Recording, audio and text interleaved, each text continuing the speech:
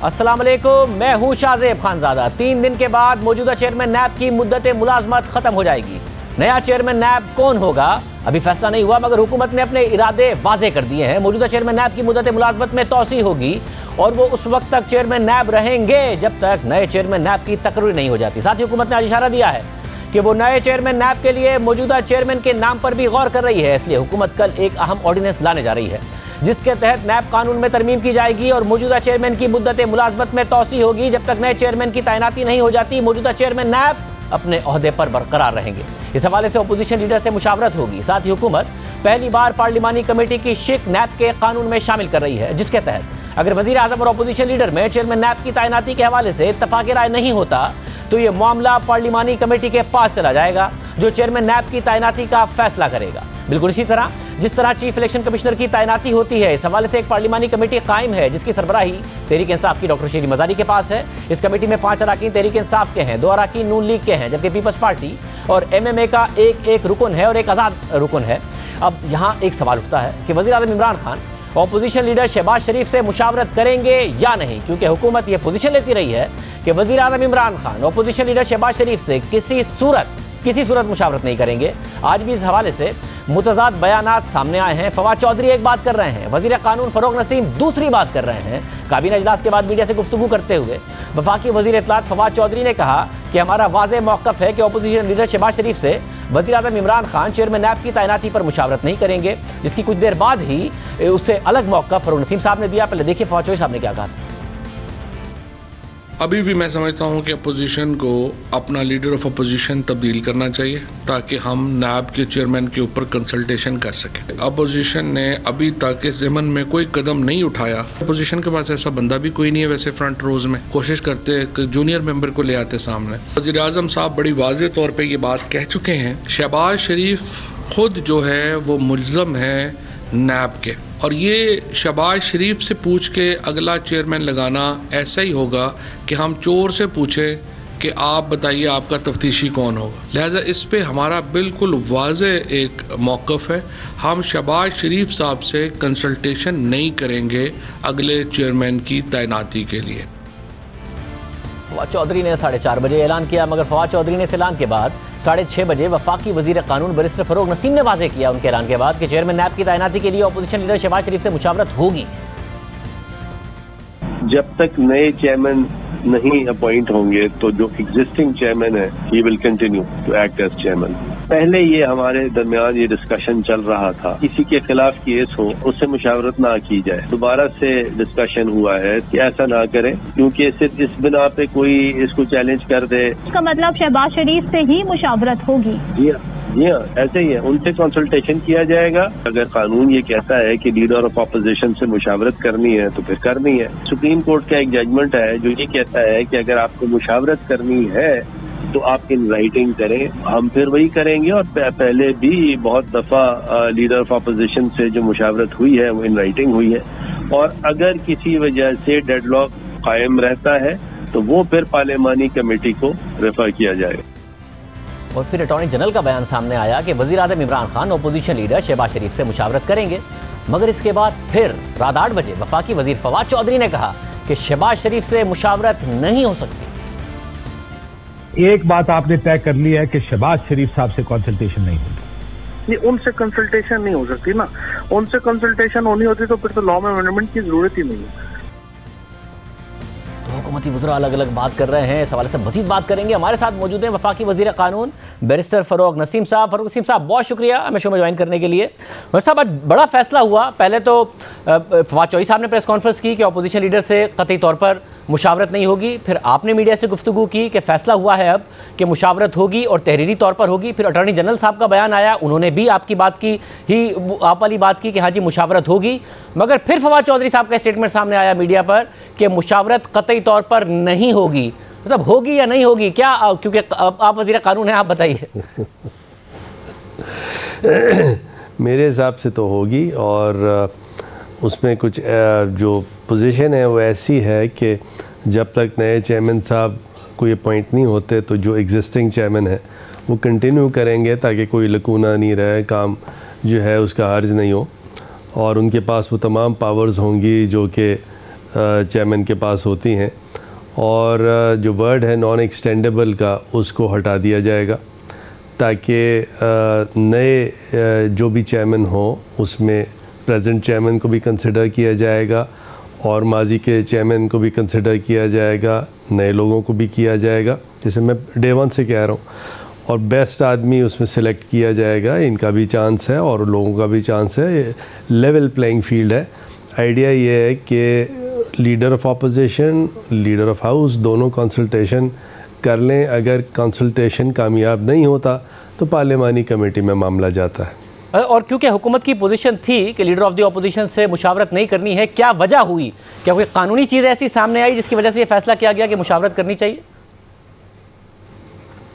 ये बड़ा आपने इंटरेस्टिंग सवाल किया। इसमें भरपूर ये हमारे यहाँ से डिस्कशन चल रहा था कि कॉन्फ्लिक्ट ऑफ इंटरेस्ट का एक कानून है, और कॉन्फ्लिक्ट ऑफ इंटरेस्ट का कानून ये है कि अगर कोई कॉन्फ्लिक्टेड आदमी है, किसी डिसीजन पे कोई पर्सनल इंटरेस्ट है, तो उसको वो डिसीजन मेकिंग नहीं करनी चाहिए। जैसे जज हज़रात हमारे नॉट बिफोर मी कहते हैं कि फ़लाँ केस मेरे सामने नहीं लगाना चाहिए, लगे।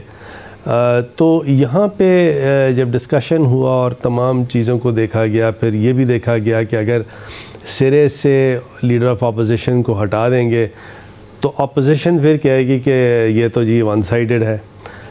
तो फिर ये डिस्कशन थोड़ा सा हुआ और मेरी भी ये सजेशन फिर इन दी एंड हुई कि जो कॉन्शियंस है उस शख्स का, चाहे वो लीडर ऑफ अपोजिशन हो या लीडर ऑफ हाउस है, उस पर छोड़ दिया जाए।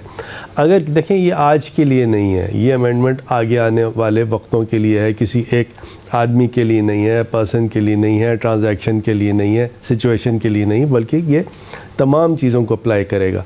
तो अब ये देखते हैं कि शहबाज शरीफ साहब जो हैं अपनी उस ज़मीर की आवाज़, अपनी कॉन्शियंस को कैसे देखते हैं। अगर वो ये देखते हैं कि नहीं जी मुझ पर तो कॉन्फ्लिक्ट ऑफ इंटरेस्ट का कोई कानून अप्लाई नहीं होना चाहिए, फिर ठीक है जी, मुशावरत करें। और अगर वो ख़ुद एक बड़े हायर मॉरल प्लेन पे जाके कहते हैं कि नहीं जी मेरा कॉन्शियंस ये गवारा नहीं करता कि क्योंकि मेरा कुछ कॉन्फ्लिक्ट ऑफ इंटरेस्ट इसमें हो सकता है, लिहाजा मैं मुशावरत नहीं करूँगा, तो ये फिर हमने फ़ैसला उन पर ही छोड़ दिया कि मुशावरत ज़रूर करें। हमने क्योंकि कानून में for all times to come है, वो लिख दिया। मुशावरत के बाद अगर डेडलॉक होता है तो उसका तरीक़ा फिर दूसरा है पार्लिमानी कमेटी का। यानी कि ये शहबाज शरीफ साहब पर छोड़ा गया है। मगर जो कॉन्फ्लिक्ट ऑफ इंटरेस्ट का मामला है फरूक नसीम साहब, तो ये फिर अपोजिशन भी वज़ीर आज़म के लिए सवाल उठा सकती है कि वज़ीर आज़म पर हेलीकॉप्टर केस था और वो बंद कर दिया गया, तो उन्हें फ़ायदा पहुंचाया है, इसलिए वो चेयरमैन नैब लगाना चाहते हैं। उनकी हुकूमत के इतने सारे स्कैंडल हैं, उस पर नैब तहकीकात नहीं करता, इसलिए उन्हें रिवॉर्ड किया जा रहा है चेयरमैन नैब को, और उन्हें तौसीह देना चाहते हैं। आपका सवाल अच्छा है, मैं इसका जवाब दूंगा, ज़रा सा मेरे साथ रहिएगा। देखिए, कॉन्फ्लिक्ट ऑफ इंटरेस्ट जो है वो किसी पेंडिंग केस के लिए होता है। कोई कंक्लूडेड केस हो, वो तो चीज़ हो गई, तो कॉन्फ्लिक्ट ऑफ इंटरेस्ट का जो प्रिंसिपल है वहाँ लागू नहीं होता। लेकिन वो जो आपने बात की कि जी रिवॉर्ड वाली बात है, तो रिवॉर्ड वाली बात पर एक तो फैक्चुअली दुरुस्त नहीं है कि पीएम या कैबिनेट या लॉ मिनिस्टर किसी को कोई रिवॉर्ड दे या ले। देखिए, जो भी उन्होंने काम किया, अपनी चेयरमैन नैब की बात कर रहा हूँ, अपनी न्यूट्रलिटी से किया, अपनी ईमा पे किया। उनको जज करने वाले या अदालतें हैं या अल्लाह की ज़ात है, तो ये एक्चुअली यहाँ रेलेवेंट नहीं है वो बात भी कि जी रिवॉर्ड किया जा रहा है, क्योंकि कितने ऐसे केसेस हैं जिसमें ये नहीं कहा जा सकता कि चेयरमैन नैब या नैब की ऐसी परफॉर्मेंस रही है कि बिल्कुल हुकूमत के हिसाब से कोई चीज़ हुई हो, और वो हो भी नहीं सकती क्योंकि नैब एक इंडिपेंडेंट इदारा है। तो यहाँ पर ये रिवॉर्ड वाली भी चीज़ एप्लीकेबल नहीं है, और रिवॉर्ड वाली चीज़ एक्चुअली कोई लीगल प्रिंसिपल तो है नहीं। असल चीज़ कॉन्फ्लिक्ट ऑफ इंटरेस्ट है, और वो पेंडिंग केसेस के लिए होती है। वैसे मगर जो अब तौसीह का मामला आने से कुछ दिन पहले उन्होंने मालम जब्बा का केस बंद कर दिया। खैबर पख्तूनख्वा हुकूमत पर बहुत बड़ा इल्ज़ाम था, और ये कहकर बंद कर दिया कि पेशावर हाई कोर्ट के अहकाम आते हैं। पेशावर हाई कोर्ट ने बाद में ऑब्जर्वेशन दिया कि हमने ये नहीं कहा था कि ये केस बंद होना चाहिए। इसके अलावा हुकूमत के बड़े बड़े स्कैंडल हैं जिस पर ये इल्ज़ाम लगता है कि ये टेकअप नहीं करते। तो इस हुकूमत के बड़े बड़े इस वक्त चाहे शुगर स्कैंडल हो, चाहे वीट स्कैंडल हो, चाहे LNG स्कैंडल हो, उसको टेकअप ना करने का इल्ज़ाम लगता है। तो अपोजिशन ये इल्ज़ाम लगाती है कि ये चेयरमैन नैब जो है ये इस वक्त कॉम्प्रोमाइज़ हैं। अदालतें कह चुकी हैं, पॉलिटिकल इंजीनियरिंग का तासुर मिलता है, जस्टिस खोसा ने कहा, फिर बाद में साद रफीक साहब के फैसले में था। इसके अलावा मुख्तलिफ जो जमानत के फैसले हैं मुख्तलिफ रहनुमाओं के, उसमें नैब की नीयत पर, नैब के किरदार पर और नैब के मेरिट्स पर सवाल उठा चुके हैं केसेस पर। मैं गुजारिश करूँ ना कि जहाँ तक के बेल ऑर्डर्स की हम बात कर रहे हैं, अगर हम कोई किसी बेल ऑर्डर की बात कर रहे हैं तो फिर मामला तो जूरिस्प्रूडेंस का है। क्या किसी बेल ऑर्डर में ऐसे ऑब्जर्वेशंस दिए जा सकते हैं या नहीं दिए जा सकते?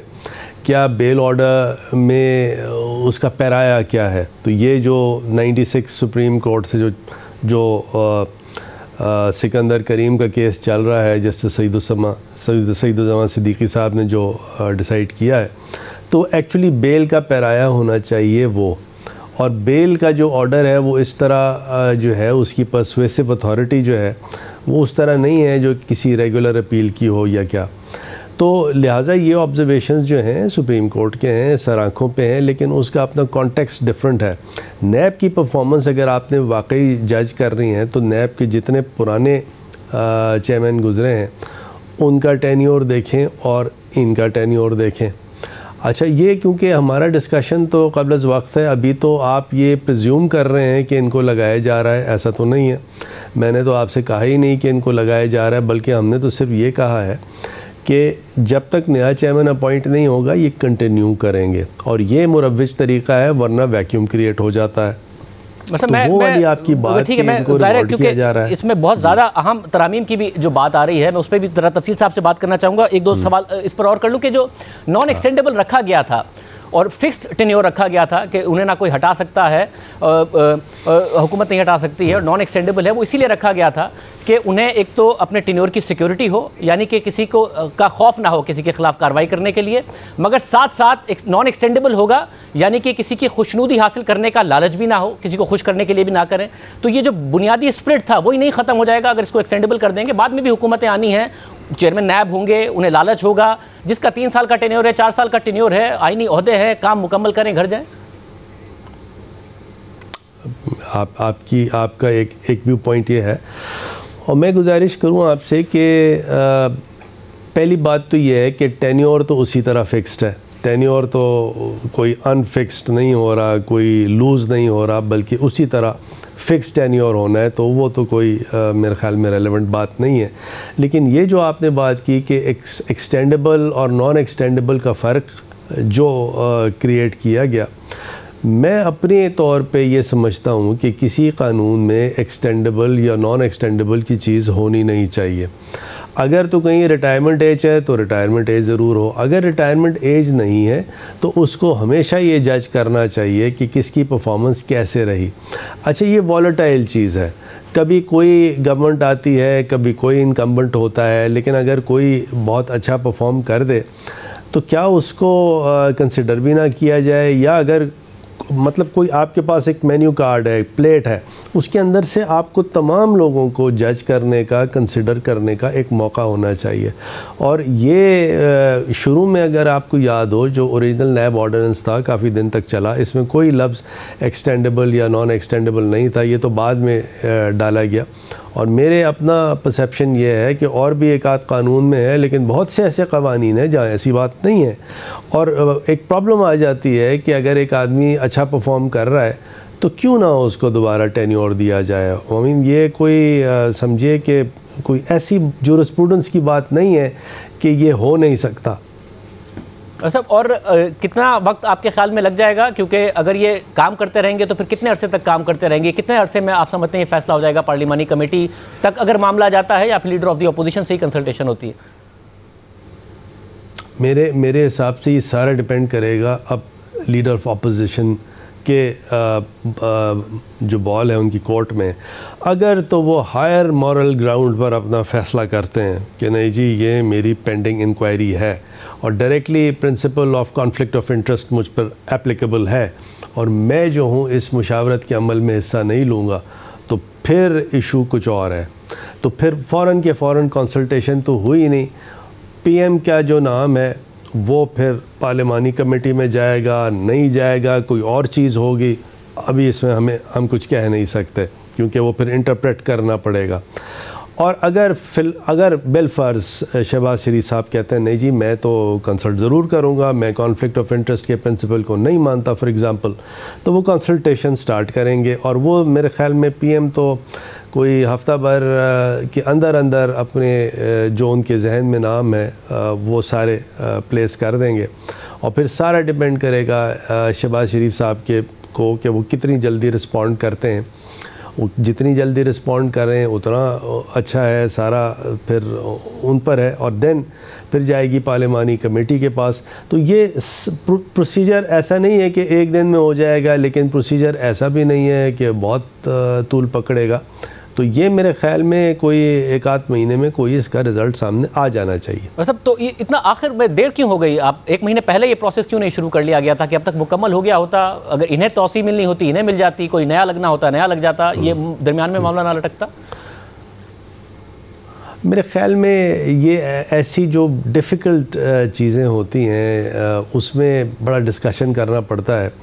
और ये मेरा अकेले का फ़ैसला नहीं है, ये तो मुशावरत में आप समझिए कि असद उमर भी थे और शफ़क़त महमूद भी थे, परवेज़ खटक भी थे, शाह महमूद कुरैशी साहब भी थे, बाबर अवान भी थे, फवाद चौधरी भी थे, किसी स्टेज पे एक आध स्टेज पे अली ज़फ़र साहब भी थे, फिर अटर्नी जनरल भी साथ थे। मेरा और उनका तो बड़ा अच्छी वर्किंग रहती है आपस में, तो हम दोनों भी थे। और तो ये फिर फ्रॉम टाइम टू टाइम फिर पीएम ने बड़ी इसको थिंक थ्रू किया, बड़ी हमारा डिस्कशन, मतलब एक आध दिन का नहीं, मतलब ये ड्राफ्ट बनाने के लिए भी इसके जो और भी चीज़ें हैं इसके अंदर बड़ी डिटेल्ड हैं।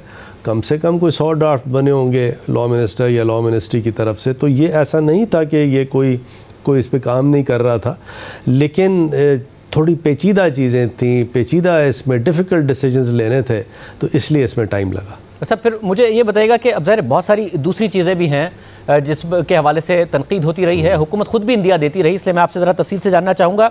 एक गिरफ्तारियों का मसला है कि जी गिरफ्तारी का जो अख्तियार है वो क्या सिर्फ चेयरमैन नैब के पास होना चाहिए, और गिरफ्तारी के अख्तियार के हवाले से अदालतें भी सवाल उठाती रही हैं। क्या इस हवाले से भी कोई तरमीम करने जा रहे हैं? इस मेरे ख़्याल में ये चीज़ आएगी सेकंड स्टेज पे। इस स्टेज पे हम कर ये रहे हैं कि ट्रायल कोर्ट को बेल की पावर दे रहे हैं, और उसमें होगा ये कि अभी तो हाई कोर्ट में आर्टिकल 199 में जाना पड़ता है, तो ये ट्रायल कोर्ट को ये पावर दी जाएगी बेल देने की या ना देने की। तो एक तो उससे सुप्रीम कोर्ट के ऑर्डर्स की, जजमेंट की कंप्लायंस भी होती है, लेकिन साथ साथ क्योंकि हम यहाँ पे कुछ ऐसा प्रोसीजर मैकेनिज़्म ला रहे हैं कि बड़ी एक समझे कोशिश हमारी है कि क्वालिटी ऑफ जजेस को अट्रैक्ट किया जाए। क्योंकि देखें ये आज का सिर्फ नहीं है, ये तो हमेशा हुकूमतों पे, तमाम हुकूमतों पे इल्ज़ाम लगते हैं कि डिले हो गई। हालांकि डिले जो है वो डायरेक्टली हुकूमत नहीं कर रही है। डिले की वजह है आपको अच्छे रोबस्ट जज चाहिए, अच्छी रेपुटेशन के जजेस चाहिए, तो और उनको लाने के लिए उनको हम हाई कोर्ट के जजेस का एक पैकेज दे रहे हैं, उनके सैलरी और पर्क्स का, ताकि बेहतरीन लोग हम इसमें इनवाइट कर सकें और वो एक्सपेडिशियसली और मेरिट पे इसके फ़ैसले करें। ताकि देखिए तो 20-20 साल से बाज़ केसेस पेंडिंग हैं, तो वो तमाम पेंडेंसी कम करने के लिए अभी मैं सलूट पेश करता हूँ जस्टिस गुलजार अहमद को कि उन्होंने ये ऑर्डर दिया कि जी इसके नैब के जजेस को बढ़ाया जाए। 30 अदालतें हमने लगा दी हैं, 60 अदालतें और हम लगाएंगे, लेकिन उसके लिए आदमी चाहिए, लोग चाहिए, ख़वातीन चाहिए जो जजेस होंगी इसमें। तो एक रोबस्ट प्रोसीजर हम ये दे रहे हैं उसका कि अगर तो एग्जिस्टिंग डिस्ट्रिक्ट जजेस और एडिशनल डिस्ट्रिक्ट जजेस हैं, अच्छी रेपुटेशन के, अच्छा काम करने वाले, कॉम्पिटेंट, ईमानदार लोग, तो फिर जो प्रोविंस के चीफ जस्टिस हैं उनसे मुशावरत के बाद उनसे रिक्वेस्ट की जाएगी कि जी उनको फिर नैब का अकाउंटेबिलिटी का जज लगाएं। और इसके अलावा दूसरा पूल होगा रिटायर्ड हाई कोर्ट के जजेस का, चाहे वो परमानेंट जजेस हों या किस तरह भी हों, और साथ साथ उसके अंदर कोई मेंबर जुडिशल किसी ट्राइब्यूनल का हो, कोई रिटायर्ड डिस्ट्रिक्ट जज हो, रिटायर्ड एडिशनल डिस्ट्रिक्ट जज हो, बेहतरीन रेपुटेशन वाला, उसको लगाया जाए ताकि वो फिर काम करके दे। सर साथ में मुझे ये भी बताइएगा कि ब्यूरोक्रेसी के हवाले से इस हुकूमत की खुद शिकायत रही है कि जी ब्यूरोक्रेसी काम नहीं करती है। अभी ताबिश गौहर साहब जब मुस्ताफ़ी हुए उन्होंने भी इस हवाले से लिखा है कि जो नैब का खौफ है वो बहुत ज़्यादा रहता है। बहुत सारे वज़रा ये बात कर चुके हैं। अब जाहिर है जो गलत सही फैसले हैं उसकी गुंजाइश जिस तरीके से प्राइवेट सेक्टर में होती है उस तरीके से ब्यूरोक्रेसी को भी होनी चाहिए कि अगर सही नीयत से एक फ़ैसला किया है वो बाद में गलत साबित हो गया तो करप्शन के इल्ज़ाम ना लग रहे हों, जब तक कि करप्शन साबित ना हो। इस हवाले से कुछ कर रहे हैं? Shahzeb, thank you very much. ये बहुत ही आपने इम्पोर्टेंट सवाल किया। 2-4 मिनट मुझे एक्स्ट्रा दीजिएगा, ये बहुत इम्पोर्टेंट चीज़ है। आपको अगर याद हो मैंने एक ऑर्डिनेंस बनाया था और वो ऑर्डिनेंस ज़्यादातर 90% लोगों ने बड़ी उसकी तारीफ़ भी की थी कि आपने बड़ा अच्छा ये ऑर्डिनेंस बनाया। नैब की जो टीथ है उसको तोड़े भी नहीं, लेकिन साथ साथ जो अब्यूज़ है उसको हटाने की बात की। और उसमें अनफॉर्चुनेटली हमारी जो ऑपोजिशन थी उसने हमारे साथ बड़ी सियासत की और उनके 38 पॉइंट्स थे और मैं उनसे कहता रहा प्लीज़ एग्री कर जाएं। और जब वो सारा लैप्स कर गया और फिर जब इमरान खान का मूड चेंज हो गया, उसने कहा नहीं मैं नहीं करूँगा, तो उसके बाद कितने लोग मुझसे कहते रहे यार प्लीज़ वो कर दें, कम से कम वो तो कर दें। अच्छा, अब हमें तो देखिए किसी से बदला तो लेना नहीं है। सिस्टम के लिए ये नैब ऑर्डिनेंस वो चीज़ है जो हमने इनहेरिट की है। ये बात आपकी बिल्कुल दुरुस्त है कि बाज़ चीज़ें नैब की ऐसी हैं, नैब कानून की ऐसी हैं जो अब्यूसिव हो जाती हैं। अब जैसे आपने ख़ुद फरमाया है कि एक फ़ैसला हुआ और वो फ़ैसले में कोई करप्शन नहीं है, लेकिन बाद में वो फ़ैसला जो है वो गलत साबित हुआ। तो ऐसी चीज़ों को जिनको प्रोसीजरल लैप्सेस कहा जाता है नैब की जुरिसडिक्शन से हटाया जा रहा है। टैक्स के केसेस को नैब की जुरिसडिक्शन से हटाया जा रहा है और आइडिया यही है कि ब्यूरोक्रेसी कोई ओपिनियन दे दे, कोई रिपोर्ट दे दे और अगर वो बाद में गलत भी साबित होती है और उसमें कोई बदनीयती नहीं है, मैलाफाइट्स नहीं है, कोई किसी ने पैसे ना पीट लिए हों उसके अंदर, तो ऐसी कोई चीज़ ना हो तो उसको नैब की दायरे कार से हटा देंगे तो बेहतर परफॉर्मेंस ब्यूरोक्रेसी की भी होगी और हर एक की होगी। और सब प्राइवेट सेक्टर की भी ज़ाहिर शिकायत रही है। अब FBR के जो केसेस हैं वो तो अलहदा कर दिए जाते हैं, मगर प्राइवेट सेक्टर की फिर भी शिकायत सामने आती है कि मुख्तलिफ अथॉरिटीज़ हैं, चाहे ACCP, ड्रग रेगुलेटरी अथॉरिटी हो, इसके अलावा CDA, LDA, KDA के मामलात हों, उसको भी नैब टेकअप कर लेता है जो प्राइवेट सिटीजन्स के मामलात हैं। और फिर ज़ाहिर बेशक कोई सिविल मामला हो जिसमें पेनल्टी रख के मामला हल हो सकता हो, मगर नैब अगर ले तो उसमें गिरफ्तारियाँ तक हो जाती हैं, जिसकी वजह से प्राइवेट सेक्टर का अभी भी एतराज़ मौजूद है। तो प्राइवेट सेक्टर महफूज रहे, इस हवाले से भी कुछ मज़ीद इक़दाम कर रहे हैं? एक आध तो उसके अंदर शेखें ज़रूर है, लेकिन जिस तरह ऑर्डिनेंस में ज़रा ज़्यादा एक्सटेंसिव चीज़ें थी, जो पुराना ऑर्डिनेंस था, तो इसमें उतना तो हम नहीं जा रहे, लेकिन कुछ चीज़ों को टैकल ज़रूर कर रहे हैं ताकि देखें ये एक तरह का टेस्ट केस भी है। अब टैक्स के केसेस हटा देना, प्रोसीजरल लैप्सेस हटा देना, लेट्स सी कैसी चीज़ें फंक्शन करती हैं, क्योंकि ये इसके बाद इसका एक सेकंड स्टेप भी आना है, सेकंड स्टेज भी आना है। हो सकता है इसके बाद और कुछ ऐसी अमेंडमेंट्स हों जो कि हुकूमत करना चाहे, क्योंकि at the end of the day हुकूमत जो है, जो उसका एंटी करप्शन का जो नैरेटिव है, जो उसकी नीयत है, उसमें कोई कॉम्प्रोमाइज़ हुकूमत की तरफ से नहीं है, इतना सा भी नहीं है। लेकिन साथ साथ मैं एक बात आपसे करूं, और ये आपके फोरम पे मैं ये बात करना चाहता हूं, हमारे जो जर्नलिस्ट्स हैं वो भी, उनकी भी ओपिनियंस डिवाइडेड हैं। और मैं बात कर रहा हूँ बड़े अच्छे जर्नलिस्ट की, मैं अभी नाम किसी का नहीं ले रहा। अब जैसे लास्ट टाइम जब मैंने ऑर्डिनेंस बनाया था और जो लैप्स कर गया, तो उस ऑर्डिनेंस के लिए जो ज़्यादातर जर्नलिस्ट हज़रात थे उन्होंने तो बड़ी तारीफ़ की कि आपने बड़ा अच्छा किया, लेकिन बाज़ लोगों ने ये फरमाया कि नहीं जी, ये तो आपने कम्प्लीटली जो एंटी करप्शन ड्राइव थी, अकाउंटेबिलिटी थी, वो कॉम्प्रोमाइज़ हो गई, हालांकि ऐसा नहीं था।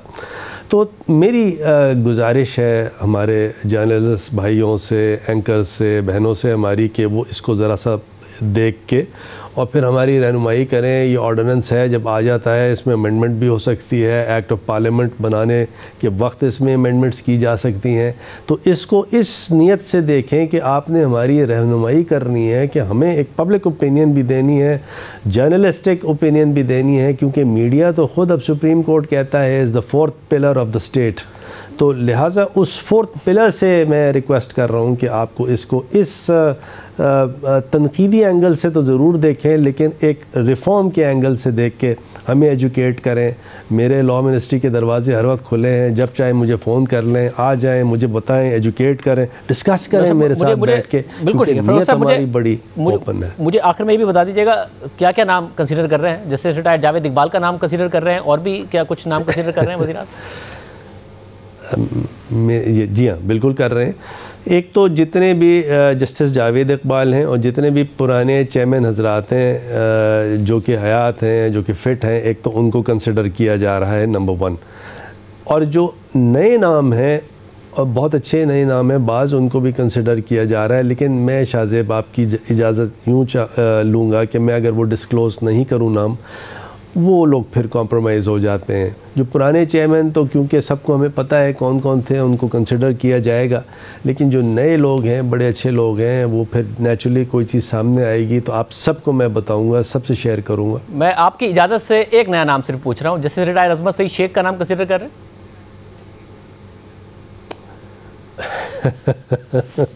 No comments. बहुत शुक्रिया। फ़रूर रसीम साहब हमारे साथ मौजूद थे, तफसीलात उन्होंने बताई, क्या क्या ऑर्डिनेंस में होगा, क्या क्या हुकूमत सोच रही है। और वो कह रहे हैं कि शहबाज शरीफ साहब से कंसल्ट किया जाएगा, तहरीरी तौर पर किया जाएगा। और ये शहबाज शरीफ साहब की सवाबदीद है कि वो क्या जवाब देते हैं। वो अपने आप को एक तरफ कर लेते हैं कि जी मेरा कॉन्फ्लिक्ट ऑफ इंटरेस्ट है, या फिर वो राय देते हैं प्राइम मिनिस्टर की तरफ से 1 हफ्ते के अंदर अंदर उन्हें नाम दिए जाएंगे। जबकि फवाद शरीफ साहब अभी तक एक अलग बात कर रहे हैं कि ऐसा नहीं होगा, शहबाज शरीफ साहब से कंसल्ट नहीं किया जाएगा। नून लीग और पीपल्स पार्टी क्या करेंगी, इस हवाले से बात करेंगे ब्रेक के बाद।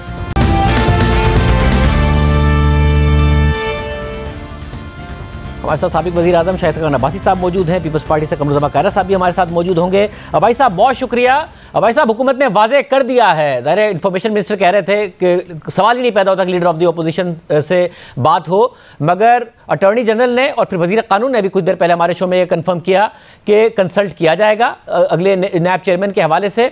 और अगर शहबाज शरीफ साहब खुद को नहीं अलहदा करते तो फिर अगर डेडलॉक होता है तो मामला पार्लिमानी कमेटी के पास जाएगा। और एक्सटेंडेबल कर दिया गया है टेन्योर को, यानी कि जस्टिस रिटायर्ड जावेद इकबाल भी दोबारा चेयरमैन नायब बन सकते हैं, और जब तक नया नहीं बनता तब तक वो काम जारी रखेंगे। अब यह काबिल कबूल है आपको? देखिए, ये बड़ी अजीब बातें हैं कि ये एक वज़ीर कुछ कहता है, दूसरा कुछ कहता है, तीसरा कुछ कहता है। तो ये अगर आपस में मुशावरत करके बात करें तो इस मुल्क को पता चले कि इस मुल्क की हुकूमत चाहती क्या है। शहबाज शरीफ साहब लीडर दी अपोजिशन हैं, आइन के तहत हैं, और मुशावरत उन्हीं से होगी। और शहबाज शरीफ साहब ज़ाती हैसियत मुशावरत नहीं करते, लीडर द अपोजिशन की हैसियत से करते हैं, पूरी अपोजिशन को रिप्रेजेंट करते हैं। वो अपनी जेब से अपने ख़ुद नाम लाकर नहीं देते, वही नाम होते हैं जो अपोजिशन उनको देती है। तो इसलिए ये चॉइस हुकूमत के पास नहीं है कि वो शहबाज शरीफ साहब से मुशावरत करे या ना करे। ये मुल्क का कानून है, तो उस कानून के मुताबिक ही ये मामला तय होगा। और इसको आज से बहुत पहले मुशावरत का अमल शुरू होना चाहिए था, जो नहीं हुआ। सब ज़ाहिर है हुकूमत ने देर की, मगर अब अगर कंसल्ट किया जाता है तो जस्टिस जावेद इकबाल के नाम पर मान जाएंगे शहबाज शरीफ साहब, क्योंकि बाकी नाम तो नहीं कंफर्म किए और हुकूमत कह रही है कि एक बड़ा पूल होगा जिसके नाम सजेस्ट किए जाएंगे और 1 हफ्ते के अंदर अंदर शहबाज शरीफ साहब को बता दी जाएंगे। मगर जस्टिस जावेद इकबाल का कंफर्म किया जा रहा है कि इनका मानेंगे, क्योंकि शहबाज शरीफ साहब का मौक़िफ़ नहीं आया है अभी तक इनकी तौसीक़ के हवाले से, आप सबका तो आया है।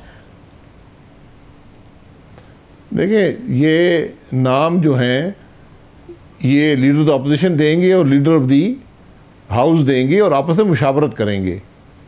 तो हुकूमत, मेरा जहाँ तक मैंने कानून पढ़ा है, इसमें कोई रुकावट नहीं है कि आप जो मौजूदा चेयरमैन नायब हो उसको एक दफ़ा फिर अपोजिशन या हुकूमत उसका नाम तजवीज़ कर दे। इसमें कोई रुकावट कम से कम मेरी नज़र में नहीं है। लेकिन उनकी टर्म को एक्सटेंड करने में रुकावट है, वो मुमकिन नहीं है कानून के तहत। तो अगर हुकूमत समझती है कि उनकी कारकर्दगी बहुत अच्छी है तो ज़रूर उनका नाम पेश कर दें। हम अपना नाम पेश करेंगे और उसमें मैं आपको यकीन दिला सकता हूं कि जस्टिस जावेद इकबाल साहब की कारकर्दगी की बुनियाद पर उनका नाम उसमें नहीं होगा। तो और कोई नाम सोच लिया आपने? जी बिल्कुल, हमारे पास नाम है, दूसरी जमातों से भी नाम लेंगे और हम वो दे देंगे। इसमें 3 किस्म के लोग हैं जो इसमें आ सकते हैं। एक रिटायर्ड अफसर हैं, सुप्रीम कोर्ट के जस्टिस हैं और एक मेरा ख्याल है टेक्नोक्रेट हैं, सॉरी एक फौजी अफसरान भी इसके अंदर शामिल हैं, लेफ्टिनेंट जनरल एंड अबव के। तो 3 पूल्स हैं जहां से आप नाम सजेस्ट कर सकते हैं। लेकिन मुशावरत का अमल शुरू होगा क्योंकि जिसका नाम हम सजेस्ट करेंगे उनसे कंसेंट भी लेनी पड़ती है कि भाई आप राज़ी भी हैं या नहीं है इस काम के लिए। तो हम ये नहीं चाहते कि मुशावरत का अमल ही अभी शुरू नहीं हुआ और हम लोगों से पूछना शुरू कर दें। तो इसमें बड़ी संजीदगी से इस मामले को तय करने की ज़रूरत है। जो हुकूमत का रास्ता ये बदनीयती और गैर संजीदगी है, इससे मामला नहीं बनेगा। वो तो 1 हफ्ते में अब शुरू कर दिया जाएगा, मगर अगर कंसेंसस नहीं हुआ तो फिर पार्लिमानी कमेटी के पास जाएगा। तो तो कम से कम इसको आप अप्रिशिएट करेंगे। अच्छा है पार्लियामेंट मजबूत हो, और मजबूती के लिए आप तजावीज़ दे सकते हैं अगर ये मामला आप लोगों के सामने आता है कि पार्लियामेंट मजबूत हो, पार्लिमानी कमेटी से जिस तरह चीफ इलेक्शन कमीशन का इंतखाब होता है, अगर लीडर ऑफ द हाउस और लीडर ऑफ द अपोजिशन का कंसेंसस ना हो उसी तरीके से होगा। जी बिल्कुल, ये जो इलेक्शन कमीशन के मामले में यही तरीका है और यही तरीका यहाँ भी इस्तेमाल हो सकता है। उसमें कोई रुकावट नहीं है कि 3-3 नाम आप पार्लिमानी कमेटी को भेज दें और वो उसको देख लेगी।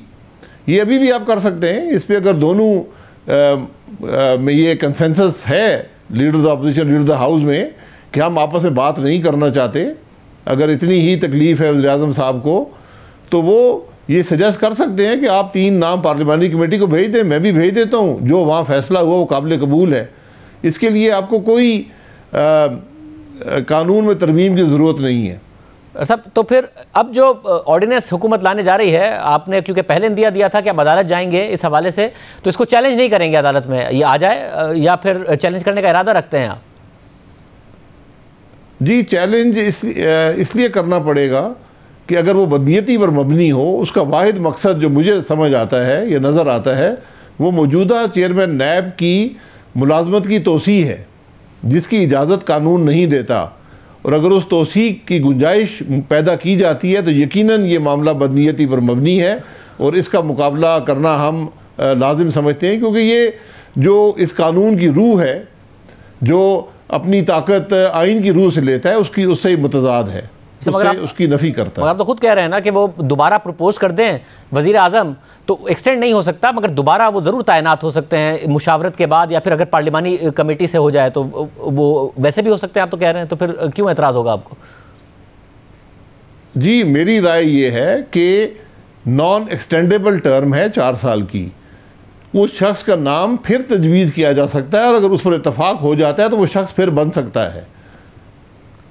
सब तो ये जो तजवीज़ कर रहे हैं कि जब तक ये मुशावरत का अमल तय नहीं होता, जिसमें 2 साल भी या 3 साल भी तय ना हो, तो यही मौजूदा चेयरमैन रह सकते हैं। यानी हुकूमत उनकी मुद्दत मुलाजमत में तोसी करना चाहती है। ये बात काबिल कबूल नहीं है। वज़ीर कानून की राय कि ज़्यादा लंबा वक्त नहीं लगेगा इसमें, अगर लीडर ऑफ द अपोजिशन जवाब दे दें या फिर डेडलॉक हो, फिर पार्लिमानी कमेटी के पास जाए। आपको लग रहा है ये तरीका है जिसमें इसी चेयरमैन नैब को कंटिन्यू करेंगे इस तरीके से कंसेंसस ना होने की सूरत में? जी बिल्कुल, हुकूमत की कोशिश यही नज़र आती है कि इसी शख्स को आगे ज़्यादा वक्त दिया जाए, क्योंकि ये इनके जो मामलात हैं वो हुकूमत के मामलात को देखता नहीं, उनकी करप्शन को छुपाए है और अपोजिशन पर झूठे मुकदमात बना रहा है पिछले 4 साल से, तो इसलिए उनको वो सूट करता है। तो अगर उजलत की फिर क्या है इसमें बात है, आप मुशावरत का अमल शुरू करें। नहीं मुशावरत करना चाहते तो पार्लिमानी कमेटी पे तय कर लें, 3 नाम हम भेज देते हैं, 3 नाम आप भेज दें, वहाँ पर तय हो जाएगा। ये 3 दिन में बात ख़त्म हो जाएगी। बहुत शुक्रिया साबिक वज़ीर-ए-आज़म शाहिद खान अब्बासी साहब की गुफ्तगू आपने सुनी। पीपल्स पार्टी क्या सोच रही है, कमरुज़्ज़मा कायरा साहब हमारे साथ मौजूद है। बहुत शुक्रिया कायरा साहब। पहले तो बिलावल भुट्टो ज़रदारी ने वाज़ेह पोजीशन ली थी कि बहुत मुतनाज़े चेयरमैन नैब हैं, इनकी तौसी नहीं काबिल कबूल होगी। अब जबकि हुकूमत जो कह रही है उसके बाद क्या काबिल कबूल होगी? शाहजेब साहब, यकीनन पीपल्स पार्टी को भी ये काबिल कबूल नहीं होगी। अगर गवर्नमेंट ने ये फैसला कर लिया कि हमने मुशावरत करनी है तो आज से ऑनवर्ड भी मुशावरत हो सकती है, कोई रुकावट तो नहीं आ गई ना, आप अभी कर सकते हैं। और दूसरी गुजारिश ये है कि अगर हुकूमत का ये इरादा था कि हमने लीडर ऑफ द अपोजिशन से मुशावरत का एक बहाना किया जा रहा है, ये एक दफा लॉ एक्सटेंड हो गया, लॉ अमेंड हो गया, एक्सटेंशन हो गई, फिर उसको एक्सटेंशन को चलाते चले जाएंगे, ये इनका इरादा होगा, इनका स्ट्रेटजी हो सकती है। सवाल ये है कि चेयरमैन नैब अगर फर्ज करें कि आप आज मुशावरत शुरू करते हैं और मुशावरत के अमल में 2-3-4 दिन में गवर्नमेंट तो अपने नाम सामने ला सकती है ना, कि हम समझते हैं कि ये 4 नाम है, 3 नाम है, और इसी तरह अपोजिशन को कहा जाएगी कि टाइम थोड़ा है लेकिन आप जल्दी नाम दे दीजिए। वो नहीं देते तो उनकी जिम्मेदारी हो जाएगी, लेकिन गवर्नमेंट तो सुरखरू होती और फिर कोई एक्सटेंशन की बात भी की जा सकती थी। दूसरा ये है कि अगर अभी कौमी असम्बली का इजलास कल खत्म किया गया है, सेनेट का इजलास चल रहा था, वो खत्म हुआ, तो क्यों नहीं यही तरामीम उस वक्त वहां पे पेश कर दी गई, सो दैट कि वहां ये कम्प्रिहेंसिवली डिबेट हो जाता। और दूसरी बात यह है कि अगर 8 तारीख को चेयरमैन नैब की मुद्दत खत्म हो जाती है तो फिर कौन सी क़यामत आ जाएगी? तो ये तो नहीं होगा ना कि नैब का इदारा मुअत्तल हो जाएगा, उसके केसेस रुक जाएंगे या 0 पॉइंट पे आ जाएंगे। नैब के चेयरमैन ने कोई केस तो नहीं चलाने, अदालत तो नहीं लगानी, उन्होंने जो ऑलरेडी इन्वेस्टिगेशंस हो रही हैं या प्रोसिक्यूशन हो रही है उसमें भी उनका रोल नहीं है। हाँ, उनका रोल तो है नए केसेस में, नई इंक्वायरीज में या किसी जगह को अमेंडमेंट। फर्ज करें डिप्टी चेयरमैन को ये इख्तियार नहीं है तो फिर 2-4-10 दिन बाद हो जाएगा, उसमें कौन सी क़यामत आ जाएगी? अगर 10 दिन तक फर्ज करें कोई अप्रूवल, कोई बोर्ड मीटिंग रुक जाती है जिसमें यह फैसला होना हो तो कौन सी क़यामत आ जाएगी? तो आप क्यों नहीं जो सही काम है उसको सही तरीके से क्यों नहीं कर लेते? खैर साहब, अगर हुकूमत लीडर ऑफ द अपोजिशन से कंसल्ट करने का कह रही है, उसके बाद पार्लिमानी कमेटी में अगर मामला चाहता है डेडलॉक की सूरत में और पार्लिमानी कमेटी से वो थ्रू करा लेते हैं, जैसे जावेद इकबाल का नाम, उसे ज़ाहिर उन्होंने एक्सटेंडेबल कर दिया, नॉन एक्सटेंडेबल से अगर ऑर्डिनेंस में, तो फिर कबूल कर लेंगे? मेरा ख्याल तो ये है कि जावेद इकबाल साहब को इस लेवल तक जाना चाहिए ही नहीं था। वो ऑलरेडी बहुत सारी कंट्रोवर्सीज का हिस्सा है, उनके ऊपर बहुत सारे ऑलरेडी इल्जामात लग गए थे। उसके तफसील में मैं नहीं जाना चाहता, मुनासिब नहीं है। और इस वक्त बहुत बड़ी कंट्रोवर्सी है, एक नैब बुनियादी नक्शे का जिक्र अपोजिशन मुसलसल कर रही है, हमारा ये हक है, उस पर शोर मचाते रहते हैं। तो चेयरमैन नैब अपने आप को खुद इतना मुतनाज़ा बना के, अपने इदारे को इतना मुतनाज़ा बना के क्यों एक्सटेंशन लेना चाहते हैं? वो खुद माजरत कर लेंगे, जी थैंक यू वेरी मच, मेरी जगह कोई और आएगा, वो मुझसे बेहतर आगे काम करेगा। ये जो इंडिस्पेंसेबल हो जाना है कि मैं नहीं तो बस काम खराब हो जाएगा, फलां नहीं तो काम खराब हो जाएगा, ये नहीं चल सकता। शाहजेब साहब, बड़ा सिंपल सवाल है कि अगर चेयरमैन नैब को आपने फर्ज करें मुशावरत करनी है तो मुशावरत 4 साल के लिए की और आपने यूनिलैटरली एक्सटेंशन दे दी उसको फर्दर 4 साल की, तो जो आइन कहता है कि मुशावरत होगी और वो 4 साल के लिए होगी तो वो 4 साल पे आके रुक गई ना, उसके बाद दोबारा मुशावरत करेंगे क्या? ये तो कोई बता नहीं रहा, लेकिन ये ला पहले सामने आएगा तो इस पे बात होगी। लेकिन अगर ये ऑर्डिनेंस की सूरत में आया तो इसमें मेल ऑफ आईडी सामने आ जाएगी और ये मेल ऑफ आईडी की बुनियाद पर स्ट्राइक डाउन हो जाएगा। स्ट्राइक डाउन होगा तो क्या पीपल्स पार्टी अदालत जाएगी स्ट्राइक डाउन कराने के लिए? मैं इसके बारे में तो हतमी तौर पे नहीं कह सकता कि पीपल्स पार्टी जाएगी या अपोजिशन मुतफिका तौर पे जाएगी, लेकिन चेयरमैन नैब को चाहिए कि वो बजाय इसके कि वो हुकूमत के हाथों ये एक्सटेंशन वाला लानत जो उनको मिल रहा है ये लेके और अल्टीमेटली सुप्रीम कोर्ट से स्ट्राइक डाउन होकर सुबकी के साथ जाएं, ज्यादा बेहतर उनके लिए यह है कि वो अभी माजरत करें कि थैंक यू वेरी मच, मेरी जगह किसी और को करें। और ये काम बिल्कुल मुमकिन है, आसानी से हो सकता है कि आप मुशावरती अमल जल्दी कर लें, आप लेजिस्लेशन मूव करके असेंबली का इजलास तलब कर ले, हो सकता है ना, बेशुमार एजेंडा आपका पड़ा हुआ है, आप इजलास शुरू कर लें। बहुत शुक्रिया गैर साहब की गुफ्तगू आपने सुनी। प्रोग्राम ब्रेक शामिल करते हैं। मरियम नवाज ने आज इस्लामाबाद हाई कोर्ट में एक दरख्वास्त दायर की है, उसकी तफसीलात आपके सामने रखेंगे ब्रेक के बाद।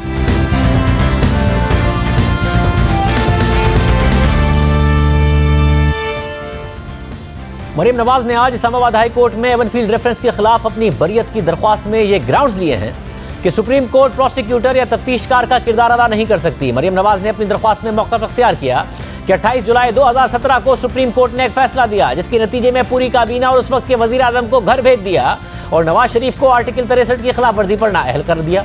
सिर्फ यही नहीं, सुप्रीम कोर्ट के एक मोअज़्ज़िज़ बेंच ने पूरी तहकीकात की निगरानी की, प्रोसिक्यूशन को मॉनिटर किया और पूरे अमल को कंट्रोल किया, खासतौर पर उस वक्त जब सुप्रीम कोर्ट नैब ऑर्डिनेंस के मामले में ना ही एक प्रोसिक्यूटर है और ना ही तफ्तीशकार। आइन और कानून ने सुप्रीम कोर्ट को ऐसा कोई किरदार नहीं दिया। मरियम नवाज ने अपनी दरख्वास्त में मज़ीद लिखा है कि इसी तरह ट्रायल से पहले की कार्रवाई में जिन अफराद और हुक्काम की बदनीयती या जानिबदारी इसमें शामिल थी उन्हें भी आसानी से नज़रअंदाज नहीं किया जा सकता। साथ ही उन हक़ाइक़ और हालात को देखा जाए जो अरशद मलिक के फैसले के बाद सामने आए तो इससे ये सवाल उठता है कि क्या सुप्रीम कोर्ट के मोजिज बेंच ने एक शिकायत कुरुंदा का किरदार नहीं अपनाया। मरियम नवाज ने अपनी दरख्वास्त में मजीद लिखा कि जो हकाइक जज अरशद मलिक के बयानात के बाद सामने आए वो बड़े पैमाने पर मीडिया पर रिपोर्ट हुए हैं। इस हवाले से मुतल्लिका मवाद को इस दरख्वास्त में शामिल किया जा रहा है। इस केस के जो हकाइक हैं उसने प्रोसिक्यूशन के केस को बड़े पैमाने पर मशकूक बना दिया है और यह वाज़ेह कानून है कि शक का जरा सा भी फायदा मुल्जिमान को जाना चाहिए। तो इस केस की पूरी कार्रवाई में जो बड़े पैमाने पर शक का मामला साफ वाज़ेह है उसके बारे में क्या कहा जाए और कुछ अनासिर की तरफ से इंसाफ के अमल पर असरअंदाज होने के हैरानकुन इंकिशाफात को इस्लामाबाद हाई कोर्ट के साबिक जज शौकत सिद्दीकी ने भी रिपोर्ट किया, जिससे मुतल्लिका मवाद को इस दरख्वास्त का हिस्सा बनाया जा रहा है। मरियम नवाज ने अपनी दरख्वास्त में जस्टिस शौकत अजीज सिद्दीकी की वो तकरीर भी शामिल की है जिसमें उन्होंने मनपसंद अदालती बेंच बनवाने का दावा भी किया और इदारे के सरबराह पर संगीन इल्जामात भी लगाए। मरियम नवाज ने अपनी दरख्वास्त में यह ग्राउंड लिया है कि सुप्रीम कोर्ट का किरदार एक प्रोसिक्यूशन या तफ्तीशकार का नहीं है और उनके केस में बाकायदा ऐसा ही किया गया जिसकी नज़ीर पाकिस्तान की 70 साल तारीख में नहीं मिलती। और ये तमाम दावे करके मरियम नवाज ने एहतसाब अदालत का फैसला कलअदम करार देने और अपनी बरियत की दरख्वास्त की है। मगर सवाल ये उठता है कि हाई कोर्ट सुप्रीम कोर्ट के मामलात पर कैसे अपनी राय देगी, दीगर एतराज़ात पर क्या मरियम नवाज को रिलीफ मिल सकता है। इस हवाले से बात करेंगे माहिर कानून और सुप्रीम कोर्ट बार एसोसिएशन के साबिक सदर रशीद रिजवी से। रिजवी साहब बहुत शुक्रिया। मरियम नवाज साहिबा ने दरख्वास्त दायर की है इस्लामाबाद हाई कोर्ट में जिसके मंदरजात आपने देखे हैं। आपको लगता है कि जो वाक़यात उनकी तरफ से बयान किए गए हैं और जिनको बुनियाद बनाकर वो ये रिलीफ चाहती हैं कि उनका फैसला कलअदम करार दिया जाए, कानूनी तौर पर गुंजाइश है कि इस्लामाबाद हाई कोर्ट से मरियम नवाज को ये रिलीफ मिल सके? मल्टीपल ऑब्जेक्शन रेज किए हैं उन्होंने। पहला ऑब्जेक्शन तो उनका यही जो बेस करता है जस्टिस शौकत सिद्दीकी के स्टेटमेंट पे कि उनको इंस्ट्रक्शंस के लिए एक जनरल साहब ने अप्रोच किया था कि इनके केसेस में उनको ना बैठाया जाए या वो कोई फेवरेबल डिसीजन दे। दूसरा एलिगेशन उनका था कि जो ट्रायल कोर्ट का जज है वो बायस था और उसने खुद एडमिट किया है बाद में, अब तो बेचारा मरहूम हो गया है। और तीसरा उन्होंने ये लिखा है कि सुपरविजन था कंट्रोल का वो आर्टिकल 175 के बाहर है। 175 में जुरिस्डिक्शन सुप्रीम कोर्ट की बनती नहीं है कि वो इस किस्म के ट्रायल को सुपरवाइज करे, प्रोसीडिंग्स को सुपरवाइज करे, इन्वेस्टिगेशन को सुपरवाइज करे। वो भी उन्होंने उस चीज़ को चैलेंज किया है कि ये भी लिया जाए। अब ये है कि ये ज़रा प्रॉब्लम है जो आपका सवाल था कि क्या इन चीज़ों को हाई कोर्ट देख सकती है। हाई कोर्ट मेरे ख्याल से 2 इश्यूज पे तो कंसिडर करेगी, ये इसके लिए मुश्किल होगा। यानी कि सुप्रीम कोर्ट ने क्या अहकामात दिए उनको हाई कोर्ट नहीं देख सकती। सुप्रीम कोर्ट के जो जजेस हैं उनका कंडक्ट पे तो सुप्रीम हाई कोर्ट कुछ नहीं कह सकती है। वो तो फिर 184 जब ये 5 में अपील में जाएंगे इसके खिलाफ या कोई और अपील में जाएगा वो उस पर ये कह सकते हैं। लेकिन इनके लिए बड़ा मुश्किल होगा जजेस के लिए कि डिसिप्लिन की बात है। हालांकि दोनों कॉन्स्टिट्यूशनल कोर्ट है, सुप्रीम कोर्ट भी हाई कोर्ट भी, और कोई ऐसा प्रोविज़न नहीं है कि ये मातहत हो हाई कोर्ट। सिर्फ सुप्रीम कोर्ट जो होती है वो अपीलेट कोर्ट का दर्जा रखती है। लेकिन फिर भी रूल ऑफ प्रोप्राइटरी में कहा जाता है कि रेस्पेक्ट तो सुप्रीम कोर्ट के जजेस की बाइंडिंग है। हाई कोर्ट जजेस पे पता नहीं वो उसमें उस हद तक जाते हैं या नहीं जाते हैं। बहुत शुक्रिया रशीद रिजवी साहब की राय आपने सुनी। मरियम नवाज ने अपनी पिटीशन में सवालात उठाए हैं, क्या उनकी को कानूनी तौर पर रिलीफ मिल सकता है या नहीं मिल सकता, इस हवाले से अपनी राय दे रहे थे। आज के प्रोग्राम में इतना ही, इजाज़त दीजिए, अल्लाह हाफ़िज़।